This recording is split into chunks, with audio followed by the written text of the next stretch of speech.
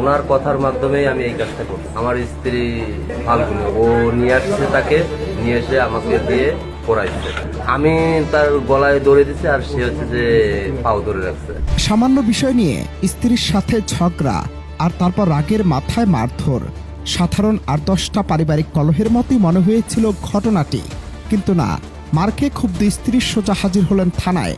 কিন্তু পুলিশ টেবিলে গিয়ে তিনি যা বললেন তা শুনে খোদ কর্তব্যরত ডিউটি অফিসারেরও চোখ চরক গাছ। কোনো ভূমিকা ছাড়াই স্ত্রী সরাসরি বলে ফেললেন, স্যার, আমার স্বামী একজন খুনি। 5 মাস আগে সে একজনকে হত্যা করে লাশ লুকিয়ে রেখেছে। শুনতে কোনো অবিশ্বাস্য গল্প মনে হলেও এমনই এক ঘটনা রীতিমতো তোলপাড় খুলনা জেলা জুড়ে। স্ত্রীর একটিমাত্র অভিযোগই মুহূর্তের মধ্যে ওলটপালট হয়ে গেল সবকিছু। ওনার কথার মাধ্যমেই আমি এই কাজটা করছি। আমার স্ত্রী বাবা ফাল্গুনি, ওরূপে ফাল্গুনি, ও নিয়ে আসছে, তাকে নিয়ে এসে আমাকে দিয়ে তাকে খুন করাইছে। এটা হচ্ছে তার গলায় ফাঁস রোধ করে দড়ি দিয়ে তাকে হত্যা করছে। আমি তার গলায় দড়ি দিচ্ছি আর সে হচ্ছে যে পাও ধরে রাখছে। শুধু তাই নয়, স্ত্রীর এমন ভয়ঙ্কর জবানবন্দি শুনে এক মুহূর্ত সময় নষ্ট করেনি পুলিশ। দ্রুত ফোর্স নিয়ে হানা দেয়া হয় সেই অভিযুক্ত স্বামীর বাড়িতে।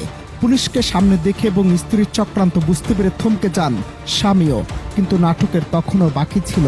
গ্রেফতার হওয়ার মুখে স্বামীও খেললেন পাল্টা চাল।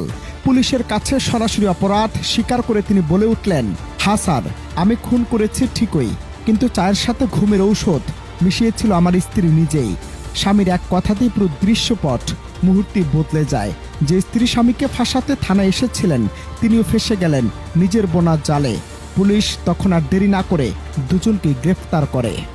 ঘটনাটা আমার কিছু হিসাবে আসে যে ছেলেটা এরকম করতে পারে, কারণ ছেলেটা মাদকাসক্ত দীর্ঘদিন ধরে, এবং এই ছেলেটার এই মাদকাসক্ত হওয়ার পরে তার বাবা তার কখনোই তার সংসারের কাছে আসতো না। তার বাবা মা আমার মরিচের দোকান আছে, সেই দোকানেই মা এখনো থাকে। আসলে ছেলেটা প্রকৃতিরই, এটা সন্দেহের অবকাশ রাখে না। এটা সত্য ঘটনা হতে পারে, এটা আমার বিশ্বাস। কিন্তু কি ঘটেছিল আজ থেকে 5 মাস আগে? পুলিশের তদন্ত বলছে প্রায় 5 মাস আগে ভাড়ার কথা বলে এক নিরীহ ইজি বাইক চালককে ফুসলিয়ে নিজের বাড়িতে ডেকে আনে এই দম্পতি। এরপর পূর্ব পরিকল্পনা অনুযায়ী পানির সাথে ঘুমের ঔষধ মিশিয়ে অচেতন করা হয় তাকে। চালক জ্ঞান হারালে অত্যন্ত নির্মমভাবে তাকে হত্যা করে বাড়ির আঙ্গিনাতে গর্ত খুঁড়ে মাটি চাপা দেয়া হয়। শুধু মরদেহ গুম করে ক্ষান্ত হয়নি এই ঘাতক চক্র। হত্যার পর ইজি বাইকটি সম্পূর্ণ খুলে তার বিভিন্ন যন্ত্রাংশ আলাদাভাবে বাজারে বিক্রি করে দেয় তারা।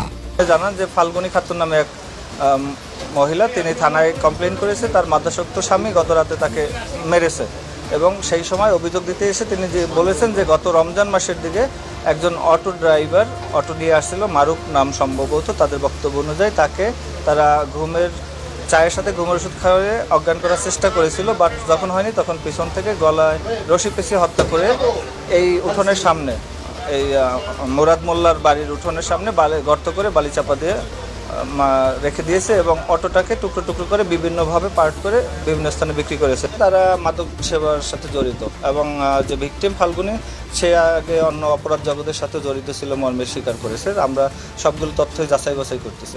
প্রবাদে বলে, পাপের ঘরা একদিন না একদিন পূর্ণ হয়। আর প্রকৃতির বিচার যে কতটা নিখুঁত, খুলনার এই ঘটনায় যেন তার সবচেয়ে বড় প্রমাণ।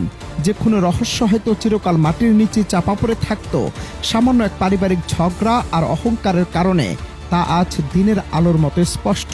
অপরাধ করে পার পাওয়ার কোনো সুযোগ নেই। এই চরম সত্যটি যেন আরেকবার মনে করিয়ে দিল সেই ঘটনা।